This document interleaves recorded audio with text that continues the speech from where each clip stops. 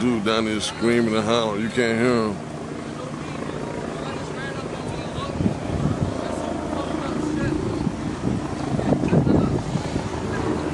He crying. Look, he crying. Dude is crying over here. You should see it. They beat him the fuck up. Oh my God. Oh, his eye is out. Oh my goodness. Oh my goodness, his eye is out of his socket. Don't let me see him do it. Somebody need to. Do not let them see you do it. I'm telling you. Yeah, well, I'll run when they see me. His eye is out of his socket, man. That's it. She got a beautiful. And that's all that I know. Okay, let me ask you a few questions. Let me ask you a few questions. So, well, first of all, your son is 15? Yes. He's a minor. And how about the other boys? Yes. They're also minors. They're 15 as well. Okay. And they had no weapons? No. They had no drugs on their possession? No. Okay. And they were simply waiting outside for your husband to come out of the liquor store? Correct. And they were engaged in no illegal conduct, just standing there? Just standing there. Okay. What time of the day was it? It was between, I believe, like 6:30 and 7:30 p.m. Okay. And approximately I want to say Jeopardy was on. I'm sorry, go ahead. Go ahead. I want to say Jeopardy was on whenever they left out to walk to the store. Okay. So I'm thinking like 7:15. Okay. All right. Now, the store that they were in front of, is it on a corner? Is it in the middle of the street? Kind of what's the proximity of that street to? It's in the Renaissance.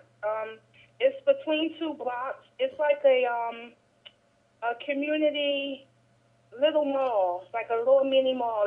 It's a plaza. Okay. So there's no reason for anyone to be considered suspicious by standing there or walking in that area. Correct. Okay. Were there other shoppers, other pedestrians walking through? Yes. Okay. Is it a lighted area where people can actually see? You can easily see what's going on. Yes.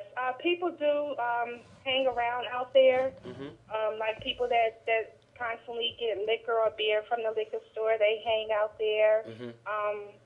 It's like a community center, really. Okay. It's where, All right. Now, these officers who drove up in the undercover unit, how many were in the actual undercover unit that pulled up initially? 2 cops? 1? How many? George, how many cops pulled up in the undercover car? It was 4 cops in the van, and there was another unmarked car. It was 4. How many pulled up initially? It was 1, 2. There were 2 guys on me. 1 guy each of the other 4. It's like 5 guys. Probably 4 to 5 guys. Okay. And did they identify themselves as police officers when they got out of the car? No, they did not. Okay. So your son didn't know who they were, and you said they drove past and kind of glared at them at first. Is that what happened? They drove past, and no, they pulled up and stopped. Am I saying it correctly, George? They pulled up and stopped and jumped out. Okay. And did they identify themselves as police officers after they got out of the car? Did they identify themselves as police officers, George, when they got out the car? Did they identify themselves as police officers when they jumped out the car? No. Okay. No, sir. All right. Now, what was the first initial incident where the officer used force or violence? Can you tell me exactly, or have your son tell me how that started? The first officer who actually raised his hand or pushed or grabbed anyone, how did that part of the incident start?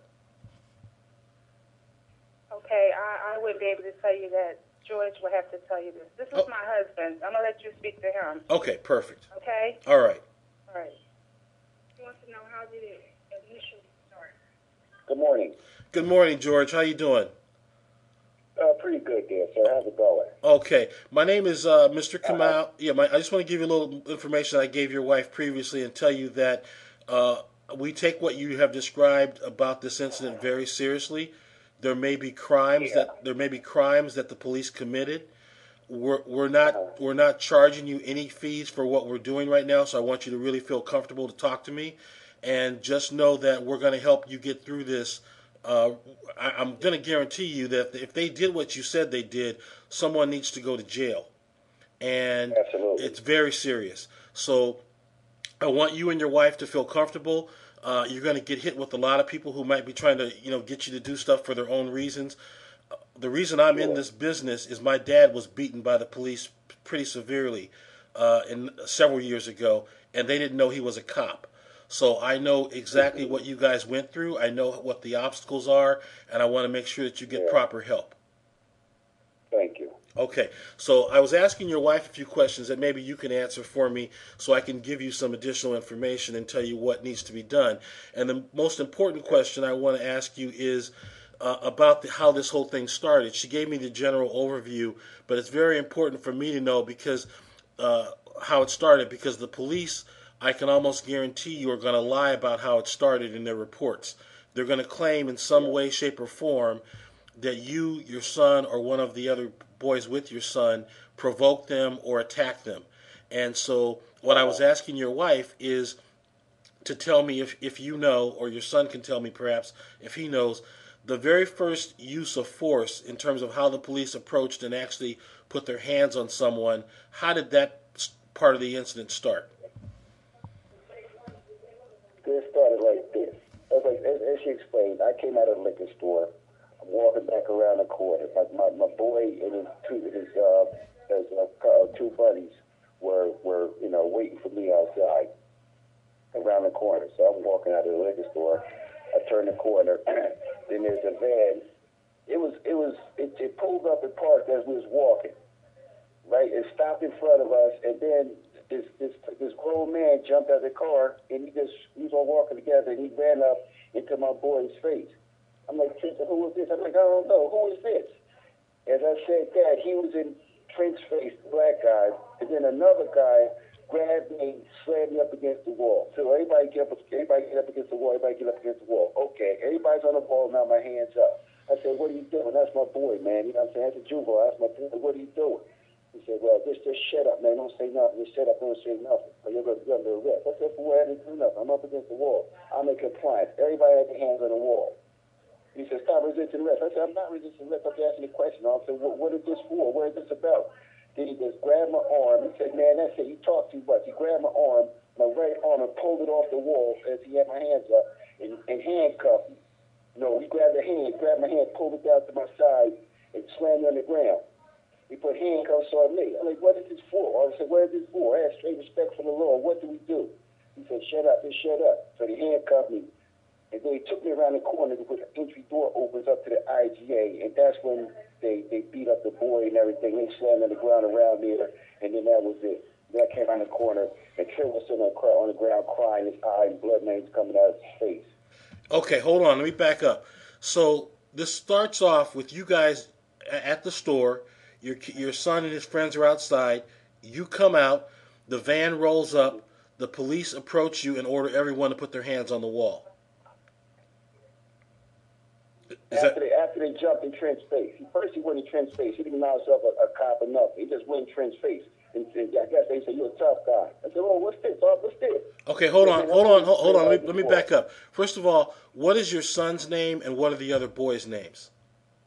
It was Trent's my son. Trent's my son's name, and his friends was Zaire, and another teenage friend of his what's his name? What's the tall guy's name? Richard. Okay, Zaire, Richard, and Trent. And Trent is your son. Yeah. Okay. Yeah. So these are all 15-year-old, 16-year-old boys? Well, he's 15. Everybody else is 16. Okay. Your son's 15. The other two are 16. Mm-hmm. Okay. And as I asked your wife, that nobody had any weapons. Nobody was committing any crime. There was no crime to be in. Not at all. Okay. Not at all. Okay. All right. Then, first, then he allegedly said he resisted arrest, but for him to be resisted arrest, he didn't even do nothing initially, Okay. Now, when you say the officer jumped out and got in Trent's face, this is immediately the officer walked directly from the van right to your son and started getting in his face? Yes, sir. He said, "You're a tough guy." Were those the first Black words? guy. Were those the first words out of his mouth? Yes. Okay, so the He said, officer. he said up against the wall. Okay, get up. The officer says you're a tough guy, and then says get up against the wall. Yeah. Okay, now did your son cooperate with what he was told to do? Yes. We're all on a wall together. Okay, so That's when they slammed me. It took me around the corner, and then they beat my boy up. okay, they took you away from the boys, slammed you on the ground, handcuffed you, and then They drug me around the corner. I said, that's my son. You got anything to say to speak to me about? That's my boy. I told the officers when he was on the wall. Okay. Now your son, did they take him away from that location, or they handled him right there? Excuse me? One second. I'm sorry. That's all right. So your son and the other two boys remained where they took you around the corner and kept your son and the boys in the same place? Yes. Okay. Now at that same place where your son was and the other boys were, is that a place visible to the public where the public could actually see them? The public can actually see it. It was a large crowd out there, about 70, 80 people out there at the time. Okay. All right. And let's go a little further into how they ended up hurting your son. Did they just strike him? Walk me through exactly what you know about how your son was attacked after they had confronted him. Around the corner. I didn't see the attack. They had me around the corner, so I couldn't see. Okay, what did your son tell you what happened? And I want to talk to him later personally, but for now, why don't you tell me what you know about what he said they did to him? He said they slammed him on the ground. They punched him in his face. Then the other two officers, after they let the other two buddies go, the other two officers came over there, and they jumped him, they beat him up on the ground, they kneed him, kicked him, and everything else like that. Okay, when they were striking your son, you just said something really important. That's just where I was going. When your son was being attacked, you just said he was handcuffed? Yes, he was. So he's a 15-year-old kid, he's on the ground, and they were still punching and kicking him? Still punching and kicking him, yes, sir. Okay.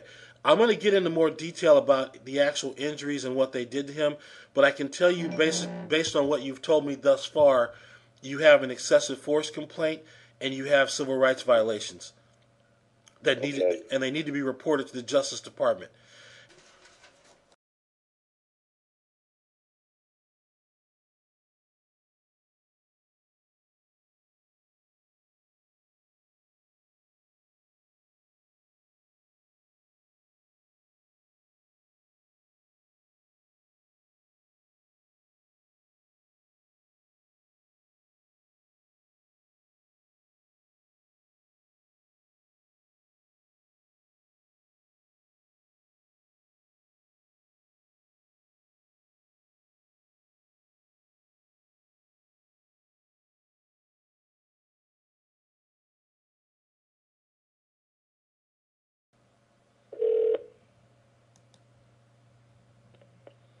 Communications. Yes, ma'am. I'd like to get some information on how I can obtain a copy of a police report. Was it an accident or an incident? It was an incident involving a friend, and I'm trying to find out how they would obtain a copy of the report. I'll connect you to the detective bureau. Okay, thank you. Investigations, can I help you? Yes, ma'am. Can you tell me how I would obtain a copy of a police report if a family member was involved in an incident? Okay, let me transfer the records. Hold on. Okay.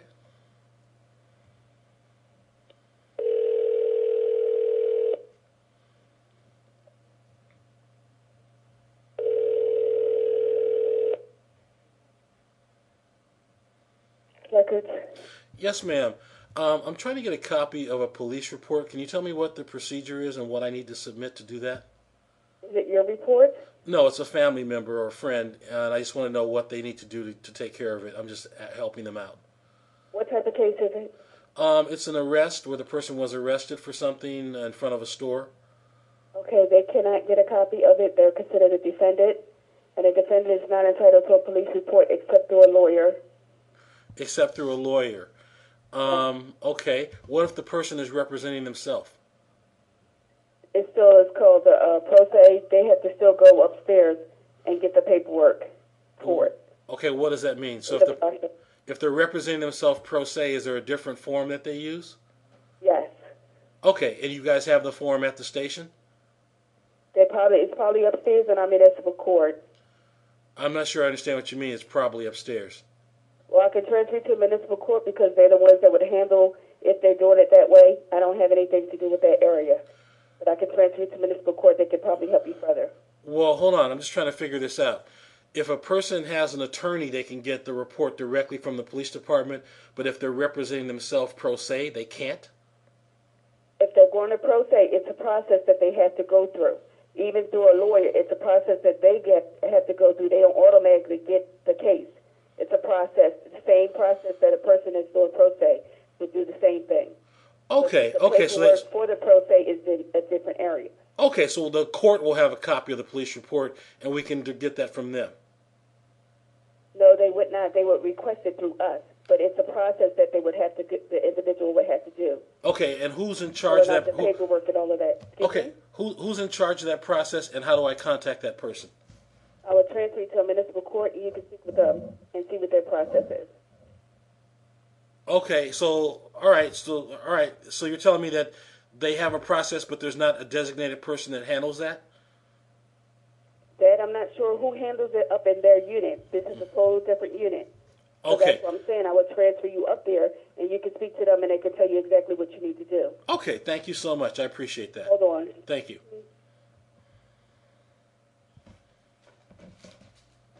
Yes, ma'am.